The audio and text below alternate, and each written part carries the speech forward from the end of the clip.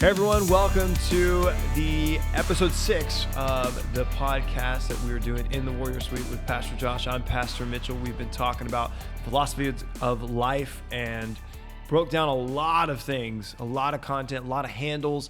Last few episodes we did a think, be, do, or our thoughts, our attitudes, and our actions. I kept saying actions, so it was good. You changed it. Attitude. I was thinking about what I was going to say.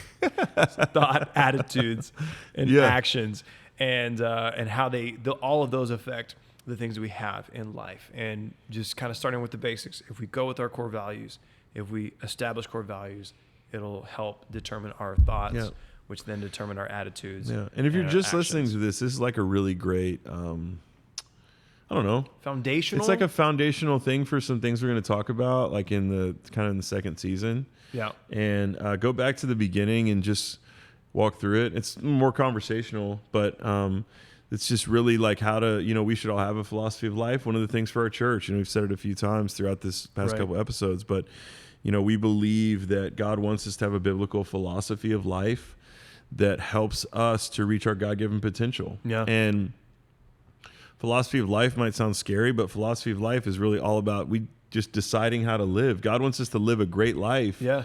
And the decisions that we make every day determine the kind of life that we live. Yeah. And that's what I've loved about even this topic that we've been discussing. Even the time that me and you've had in this room, it's like, oh man, I'm discovering newer things, the things I need to adjust or change myself. And so this has kind of been my own therapy of like, oh, I need to rethink about that. Yeah.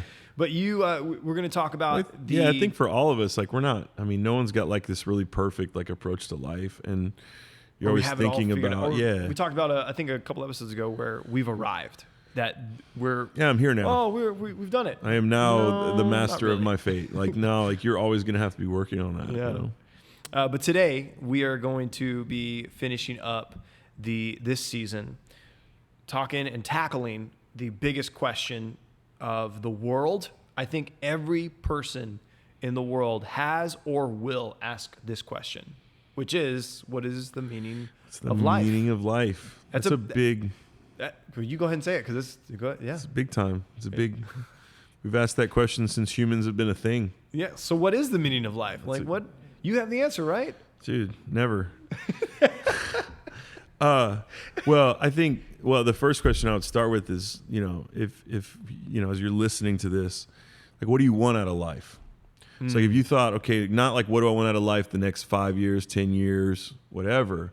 What do I want out of my whole life? Like at the end of my life, what is the grand goal of living? Yeah. Like a good job, money, success, a nice car. Yeah. I mean, be really unfortunate if you said the goal of your life is to have a nice car, but like a good spouse, influence. We talked about happiness. That's a lot of people, they would answer like that way. They would say, what do I want out of life is I want to be happy, or I want to have a caring spouse, or I want to have influence, or whatever. And we really think that, accomplishing those things is going to give us some kind of grander sense of purpose. Yeah. And I think that's a hard question to answer. So I'm talking so you guys can think through it and answer it. Like, what do you want out of life? Because we can think minute by minute, or year by year, or even decade by decade. You can say, okay, I'm in my 30s, right? We both are. Yeah. So, okay, what do I want to have accomplished in my 30s? But by the end of my life, like when I'm old and like laying on my deathbed, hopefully I don't die like that. But if I was, what would I want to have accomplished? Yeah. What do I want my life to be like? Yeah. And out of all of the things so another way to ask this question is, out of all of the things that you could seek out and pursue, what would be most valuable? And that's like a really deep kind of question to consider. No, I mean, it's in the life philosophy. It's philosophical. But then you think about what gets most of your time. So people, like there's a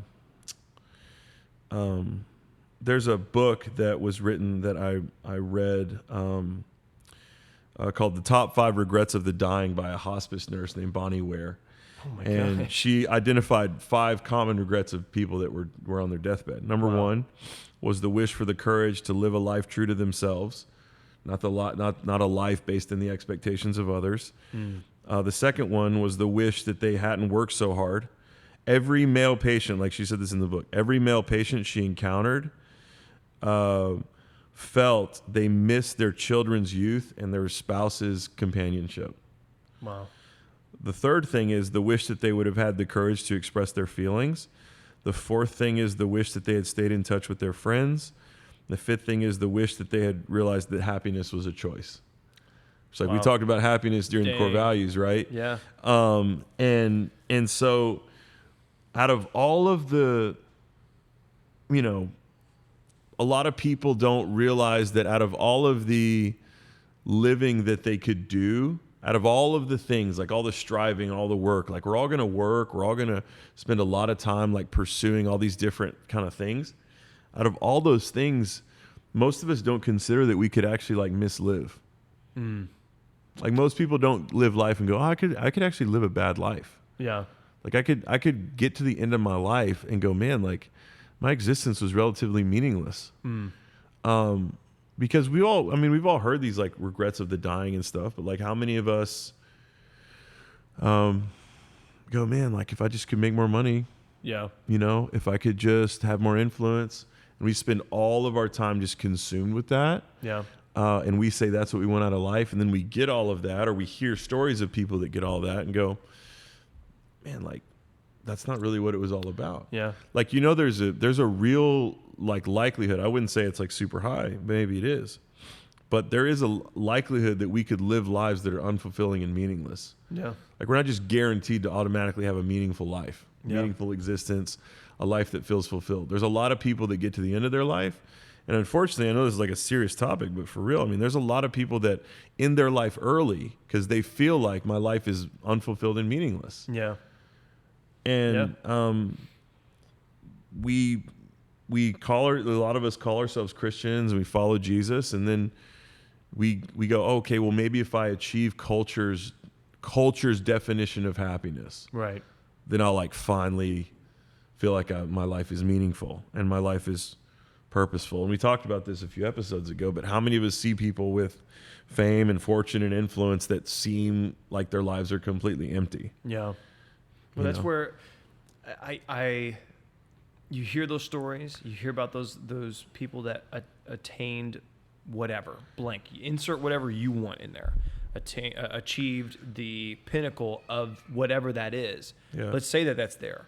But what you'll see at the end of it is most of the time they sacrificed their family. The things that mattered most, right? Multiple families at times. Yeah. Maybe they sacrificed all their relationships. Yeah. Maybe they had no life outside of work or blank. And it's like, man, is that really what you want your life to be? Yeah. And we've mentioned this before, like at the church, but like it's, and there's this study called the Harvard Study for Adult Development. It's one of the longest studies ever done on adult life. And it started in 1938 and it still goes. It's still going on today. Wow. So it started with 268 sophomores at Harvard, and there's over 1,300 of these men's kids and offspring and generations now. The study shows that the number one, the greatest predictor of a good life is the quality of our relationships. Wow. Right? The key to physical, mental, and emotional health is relationships. Wow. So what we should then, based on the research, based on the 5 regrets of the dying, I mean, all of this, what we should want the most is meaningful relationships. Yeah.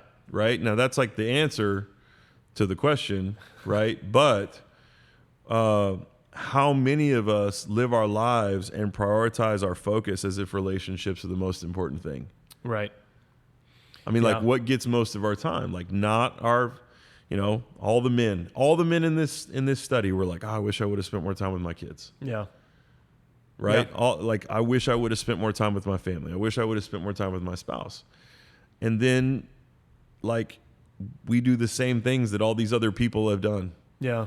And like these 5 regrets of the dying. So what do you want out of life? It's like I want to have, if you ask me the question, what do you want out of life, Pastor Josh?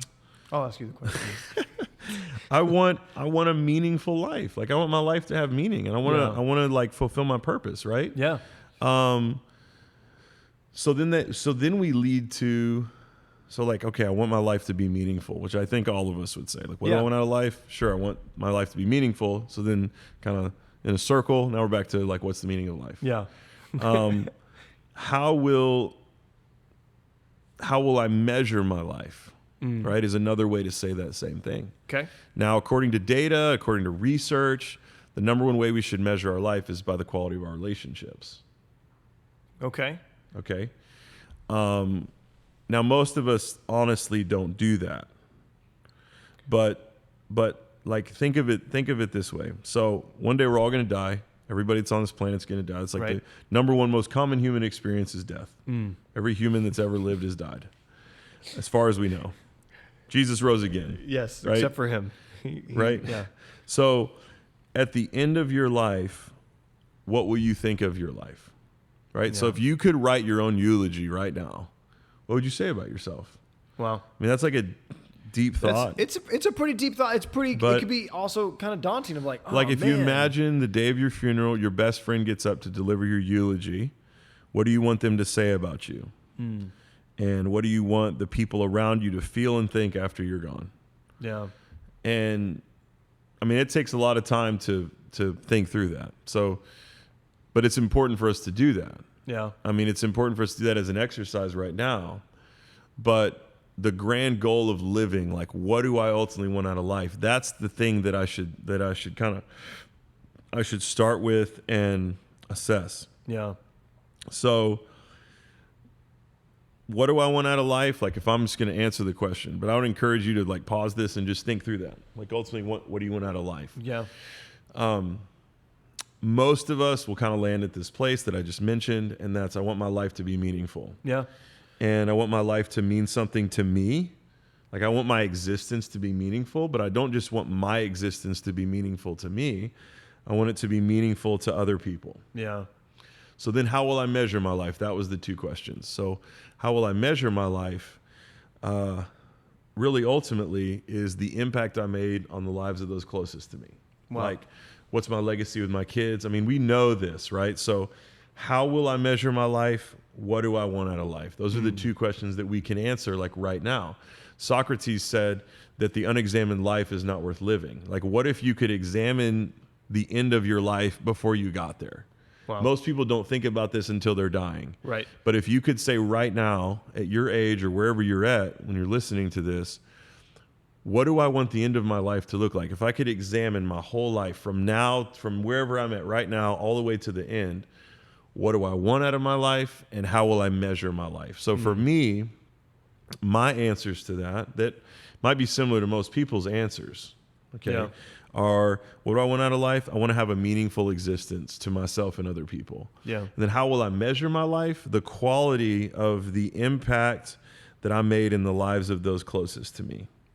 So that leads me to the third question. Like, what's the meaning of my life, right? How can my life mean something? How can my life be meaningful? Because that's ultimately what I want. Yeah. In order for me to make an impact on people closest to me, I have to have a meaningful existence. Yeah.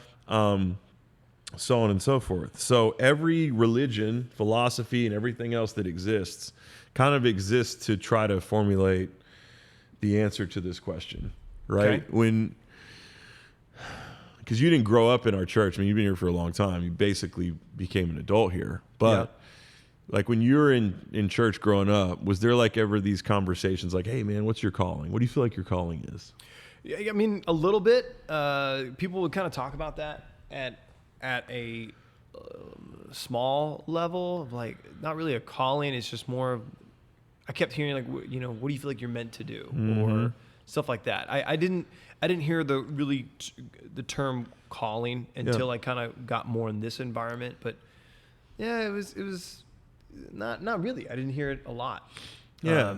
But it was just more like, what do you feel like you're meant to do? Yeah. Follow So your like heart. I think about stuff like that and I go like, well, I used to hear like grow up at church camp, like, who's your calling? What do you feel called to do? I don't know. I'm 7. Yeah. Yeah. What is there for me to do actually? Because I don't really know that much about the world right now. Yeah. Or like you think about like from an overall human existence level, every like I said, religion and philosophy and all this stuff kind of exists to answer these questions. But then if that was true and all these religions and everything else had answered these questions, why do so many people live meaningless lives? Yeah. Like, why do we still sit here and go, oh, like, what's the meaning of life? Yeah. Like, what's the purpose of life, And the Bible's always been the Bible.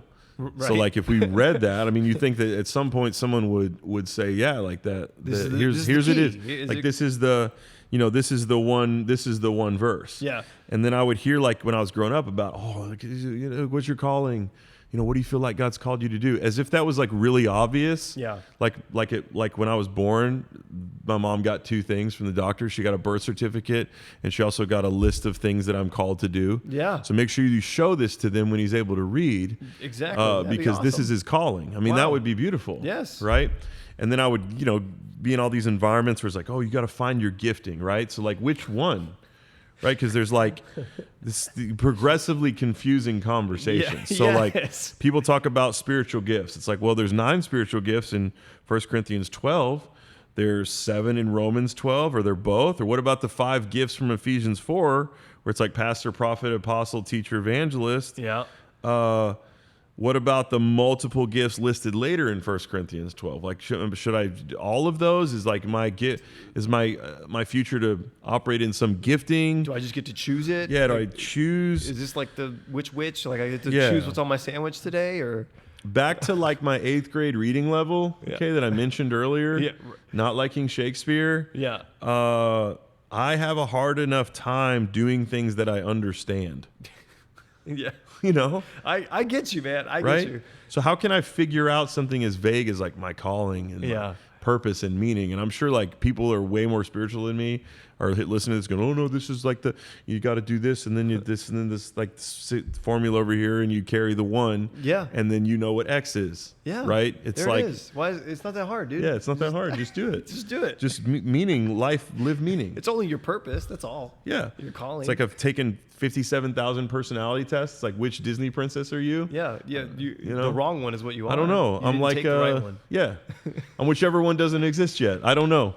I'm the next one. There you go. Yeah. So like, it's trying to find meaning seems like this like really unachievable thing. Yeah.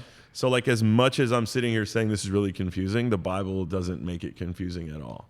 Okay, so even though all these religions exist, even though there's all these philosophical things, we can think that this is such a complex question, right? Like, oh my gosh, like what's the meaning of life? Like, how do I figure it out? What do I want out of life? Yeah. What's the purpose of my life? How do I make an impact? Like, it feels like so just over the top, and I also feel like I could just really miss it. Like, I feel like, man, I could just really miss the meaning of my life. And then Josh just said that I'm going to mislive, and I don't want to mislive. I don't want to live a bad life. I mean, I want to have core values and think, be, do, and I'm, blah, blah, blah. I'm gonna do it's it like, all. yeah, I can't make a mistake.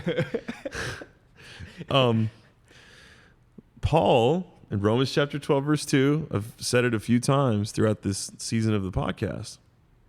Paul says this in Romans 12:2. He says, don't copy the behaviors and customs of this world, but allow God to transform you into a new person by changing the way that you think. Then you'll learn to know God's will for you, which is good and pleasing and perfect. And so as much as we have seemingly for thousands and thousands of years tried to figure out the meaning and purpose of life, there has always been and will always be a group of people that has it figured out. And Paul had it figured out right here. And so when I'm going to read this portion of scripture in reverse. Okay. And when I did this for the first time in my own kind of like study, it really did change my perspective on myself. Okay. So Romans 12:2 in reverse edition, remix edition. All right. Chopped and screwed. It says, God's will for your life is good and pleasing and perfect. The way to know his will for your life is to transform into a new person by changing the way that you think. The behavior and customs of this world will not teach you to do this. So this like sounds really simplistic, right? Like, right. Okay, I got that. You just did the Bible verse in reverse, but I understood it the first way around too. So God created me as one of one. The meaning of my life, it's like really simple. And you can miss it because it's so simple. The meaning of my life is for me to be the best me that I can possibly be.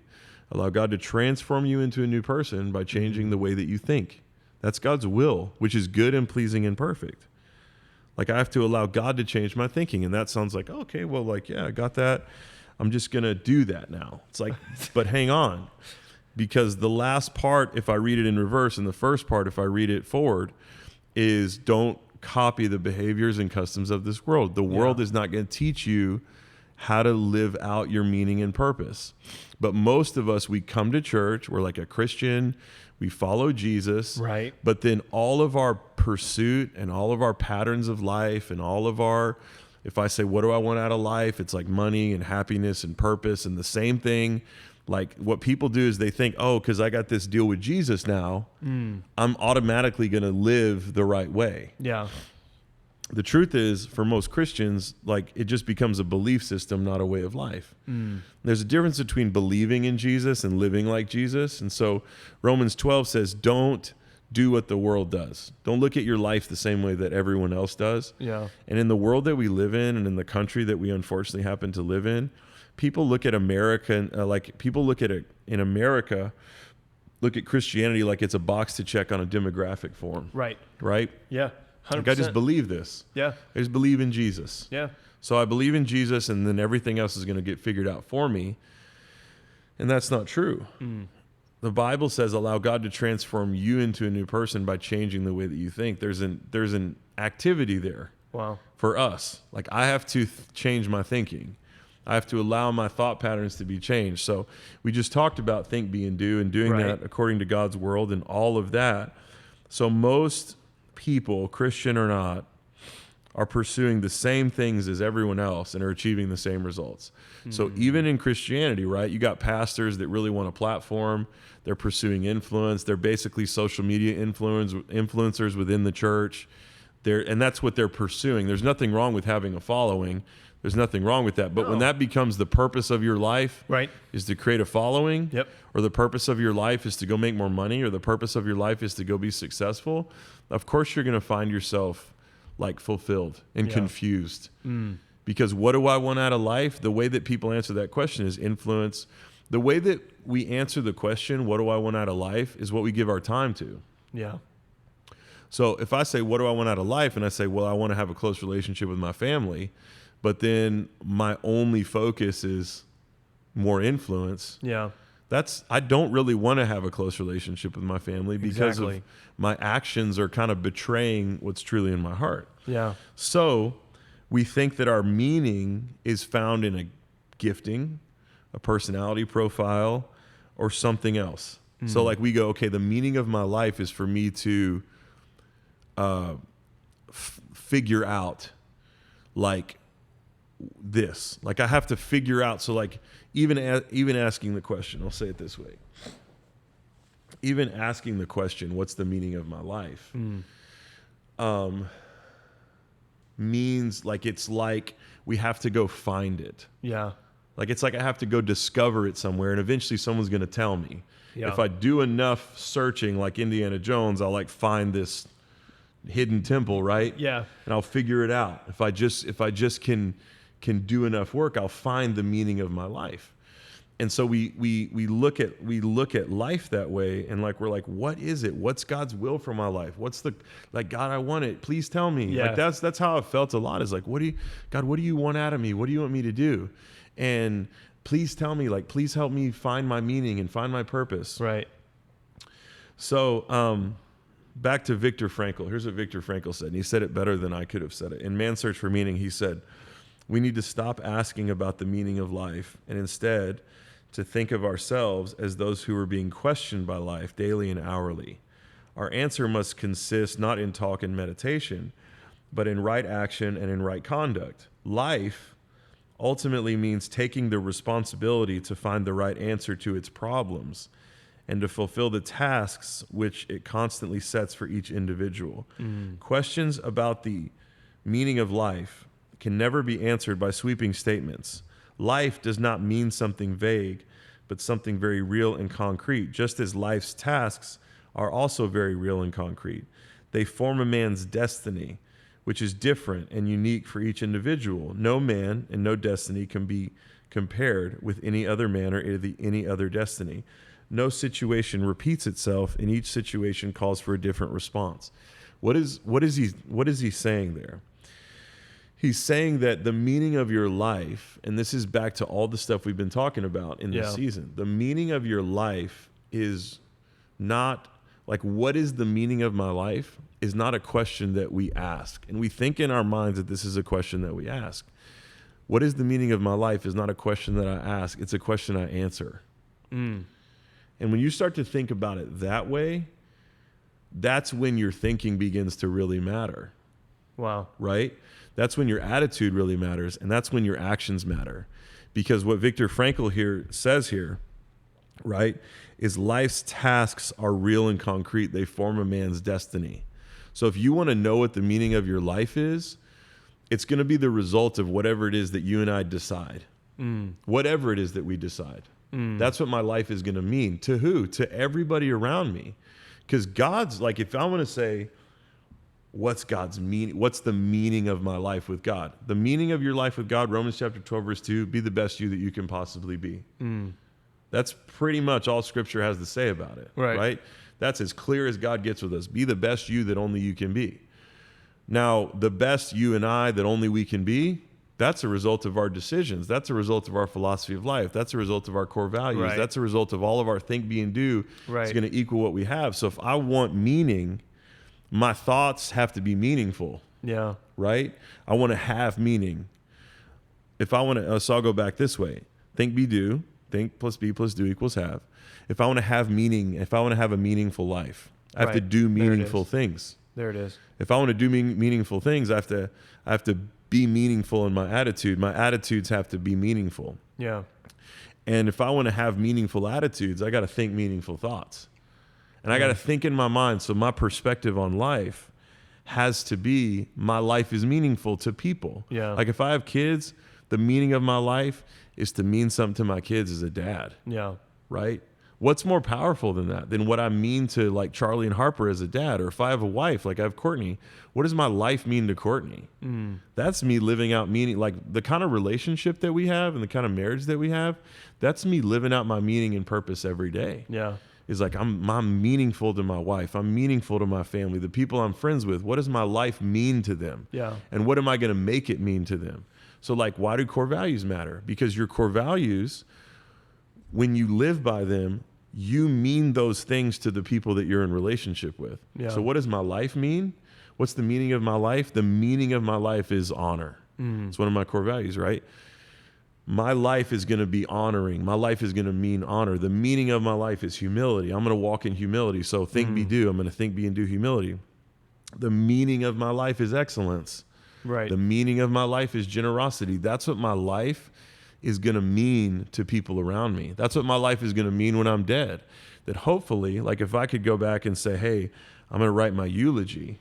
Yeah. Right. Hopefully people go, man, Josh was a man of honor. Josh walked in humility. He tried to be like Jesus. Josh was a person of excellence, and Josh practiced generosity. Yeah. There's a lot of other things that people could say, but if I could say, what is my life going to mean? Like, what is the meaning of life? The meaning of life is what you decide for your life to mean. Yeah. And that's a question, and I'll say it again because I said it a minute ago, but you might have missed it. The question, what is the meaning of life, is not a question you get to ask. It's a question you get to answer every day with the decisions that you make. That's what Viktor Frankl said. That's really what I feel like Scripture supports. Now, does the Bible specifically say that? No. But what was meaningful about Jesus' life? The thing that was meaningful about Jesus' life is what he decided that his life meant. What his life meant, that he was the atonement for sin. Right. He was the one who gave us grace. He said that. Like he said that, God said that too, but Jesus said, I am this. I am the way, the truth, and the life. Right. Like I am all of these different things.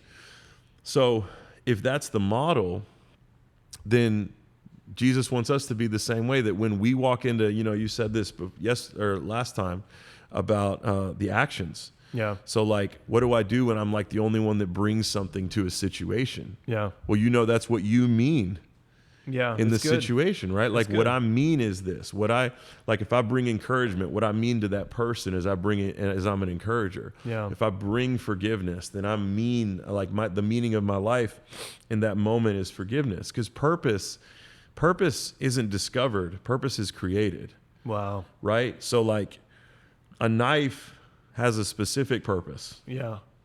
If there wasn't if in the world, right, there was nothing that needed a knife, knives wouldn't exist. Because it would be purposeless. Like they would be silly for knives to exist and for us to never have a use for a knife. Yeah. Now, the purpose of the knife necessitates its existence. So a knife doesn't like one day wake up and go, man, like I've figured it out. I'm not a spoon. Yeah.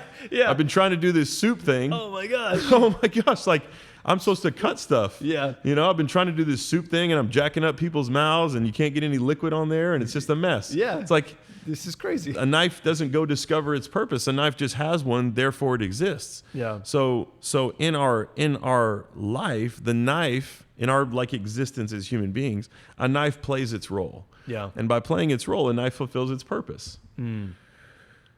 But there's differences between human beings and knives, obviously. Yeah. Yes.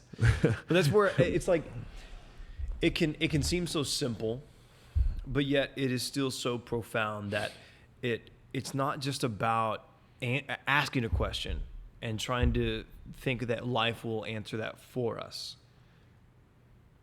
But it's up to us to go out and decide by establishing these core values, these things that we really want. And I think I asked it in the core values. Like people, they may sit down, they may say, I value these things, but everything that you're doing, everything that you're focusing on isn't actually revolving around those core values. And I think that's where, going back to your talk about the eulogies and things, it's like, well, he said he loved his family, but he actually loved work more. Or he spent most of his time blank. Yeah. Or well, she did this. Because that's what you decided that your life meant. Yeah. So like to me, you know, I had a dad who wasn't like a workaholic.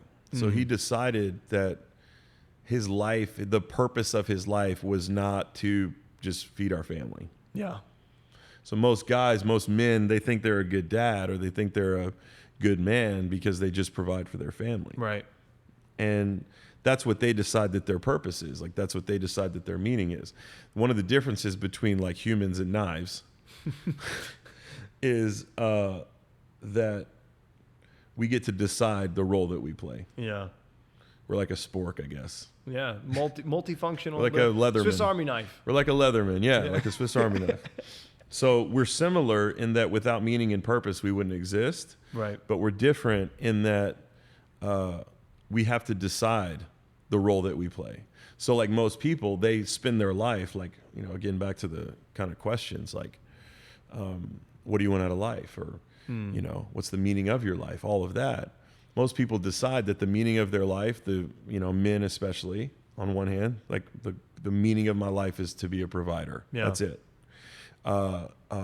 You know, I can't say for women, but I've seen a lot like, oh, it's like the meaning of my life is to be a caretaker. Yeah. Just to take care of my kids. Like you mean so much more than that if you decide that you mean more than that. Right. And that's the ultimate kind of goal that I think God has with us is that we would learn enough about how he's created us, that we would value enough things in the right way so that our lives can be more meaningful than just what culture says your life means. Because if I take my cues from culture and I say, okay, like what does my life mean as a like, let's say as a man, because I'm a man, then it's like, well, you know, you're a misogynist and you're like a patriarch and you're, you know, whatever, depending on what room I'm in, I may or may not be valued by that room. But if I decide, like I don't let culture decide for me what my life means. If I decide, here's my values and I'm going to live these out, then my life will be meaningful to the people in my life that I want it to be meaningful to. Yeah.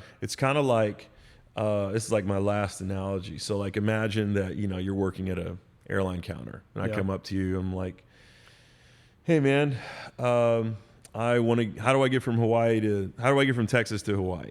Yeah.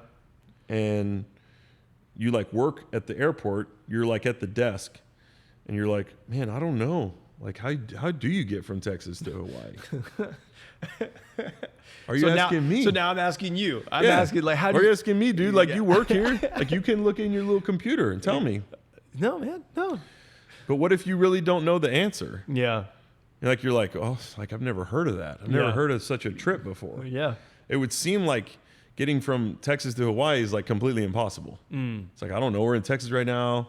Like, what if you didn't know that boats existed and like planes were a thing? It'd be like, well, never. You can't. You just can't. You can't do it. Sorry. You know. Yeah. That is what it is. So like, imagine like if you continue that kind of analogy, like let's say that we both kind of work for the airline, and we've got a customer standing in front of us, and they want to go somewhere, and like they're like, hey, how do we get there? We're like, oh, we don't know. We've never been there for ourselves. We don't even. So this is how most people live, right? And the reason why I'm using that analogy is because things like core values, your think, be, and do, are like these vehicles by which you get to meaning. So let's say meaning is Hawaii, and we're in Texas right now. Yeah. Like the plane that I take is my core values. Yeah. The boat that I take is like my think, be, do. You know, whatever. Like. So if I don't know those things exist, of course I'm never going to arrive at meaning, and I'm never going to help anybody else either, because the world needs us to help them discover meaning and purpose. Wow. But if I don't know that planes exist, if I don't know that cars exist, if I don't know that boats exist, then I could never get there for myself, and I can't take you to a place I've never been. Yeah. You know, it's definitely uncharted territory for both of us. So when I decide to learn about the things that God has to teach me, when I decide to have a philosophy of life that's rooted and grounded in what Scripture says, then what I do is I go, man, like, dude, it's not that hard to get from Texas to Hawaii. Yeah. It's an 8-hour plane trip. You buy this ticket, you fly there, you'll be there. Which island do you want to go to? Yeah. Because there's planes that go to these other islands too. Yeah. Or you can take a boat or whatever. And all of a sudden, all the possibilities open up because of what I know about how to get there. So how do I get to, like, yes, what is the meaning of life is a question that we get to answer. How we arrive at the place of meaning and purpose comes down to the values that we decide to live by, like the virtues that we have. What it comes down to is how well we're able to control what we can control, like our thoughts, attitudes, and actions. And when we do that, we we kind of blaze a trail that other people turn into a highway behind us, that like I get to, like, personally, okay? So like now this is like my personal life. So because Pastor Keith was my dad, and he's also like the trailblazer for me as a person. I mean, he's a trailblazer for this church, but also he's been like the sensei for me. Yeah. You know, he still is. He's lived out a whole bunch of meaning and purpose. He's had these core values. He's had these think, be, do's in his life. Like I'm not confused in my 30s, and I wasn't confused in my 20s about what my life meant. So I've lived out meaning and purpose every day because I've had someone in front of me who's like, hey, you can get from Texas to Hawaii. You take this plane. Yeah. You know, you can get from here to meaning and purpose. You decide to have core values. You decide what matters most. You can get from here to meaning and purpose. You decide to be intentional about your think, be, do. Yeah. And so how I answer those questions will determine how I live my life. Like, how do I want to measure my life, right? Which ultimately, if we believe in the data and if we believe in what Scripture says, it's the quality of relationships. Yeah. Right? You know, I'm giving you the answers to the test, but it's still a hard test to pass. It's an open book test, but it's still difficult. What do I want out of life? I want to make an impact. I want to have a meaningful life. And then what's the meaning of our life? That's something that we get to decide based on, and we'll land the plane here in Hawaii, taking a long trip through the season of this podcast. What's the meaning of my life? That's based on my fingerprint. And we teach on fingerprint here, and we'll spend some time on that continuing through this podcast, and we talk about it all the time in our church. Right. That each one of us has a fingerprint that no one else has, leave an imprint that nobody else can leave. Like we have 99% of our DNA is the same. 1% of our DNA is different than everyone else's around us. And we're not going to get into all of that on this podcast, because you can buy Pastor Keith's book. You can come to our church and figure out a lot of things where with you that. you can have that resource as well. But like the power of my fingerprint is my life is going to mean something. You know, me and you are friends. You've got other friends too. Yeah. As a friend, my life means something different to you personally than someone else's life means. That doesn't mean that those other friends that you have are less or more meaningful to you than me, but But if I was not in your life, or me and you weren't in relationship anymore, there would be kind of a Josh-sized hole in your life, because my life wouldn't mean anything to you anymore. Right. So the power of our fingerprint ties in with our core values, ties in with everything else to help our lives be meaningful to people around us, because what we have to know is that we're one of one, right? And we're the only us that we can be. Yeah. And there's not going to be another Mitchell Chapa. There's not going to be another Josh Kraft. And for me to understand that, then what I can do is, in every room I'm in every relationship I'm in, what I begin to do is I create meaning, and I add meaning to all of those different rooms, because I know what I bring. This is back to what Pastor Keith has taught me since I was a little kid. And a lot of us have heard this, but you're either a thermometer or a thermostat. Right. Right? A thermometer passively reads the temperature and just reacts. We talked about reaction. Yep. A thermostat says this is what the temperature is going to be in the room. When I know what my values are, then there's no room that could tell me what I mean to that room. I'm the one that gets to decide that. When I know and I'm intentional about my perspectives, when I'm intentional about how I think, then there's nobody that can tell me how to think. Yeah. Or there's nobody that can tell me what to think. People can teach me how to think, and we should all learn how to think better. Right. But there's no one that can tell me what to think, because I know I'm in control of what I'm going to think. Man. There's not a situation that could be negative enough for me to go negative in my thinking, so on and so forth. When I decide in advance what my thinking is, then what I do is I go, okay, then because of my thinking, there's no situation that can emotionally control me. Because my life needs to be there. My kids can't control me. My kids can't put me in a position where I'm like, you're making me mistreat you. Right. Yeah. You know, my kids are going to be the beneficiary of, no matter how they act, my kids can be the beneficiary of my positive attitude, because my positive attitude creates meaning in their life, that's what I bring. And then ultimately, every action that I take is meaningful. Yeah. It's intentional. It's not by default. It's by design. And I live out a life that's meaningful, where one day when I'm on my deathbed and I go to heaven, people go, wow, like Josh's life meant a lot to me because he lived by design and not by default. And that's what we've been talking about this whole season. Yeah. And the reason why, we wanted to end with the meaning of life, because why is all of this so important about having a philosophy of life? Because it is the only way for us to have a meaningful existence. That's what I was going to say, is that this is the perfect one to end everything of just this season, not everything. Like, okay, it's over now. We're done. We're just finishing the whole thing. No, just this season is that specifically is like, it sums up everything that I know Simon Sinek talks about. Start with why, and like the purpose of the why, have the why. This podcast is the why for literally everything else. The 5 episodes beforehand, this is the why. Yeah. This is why we need to do it.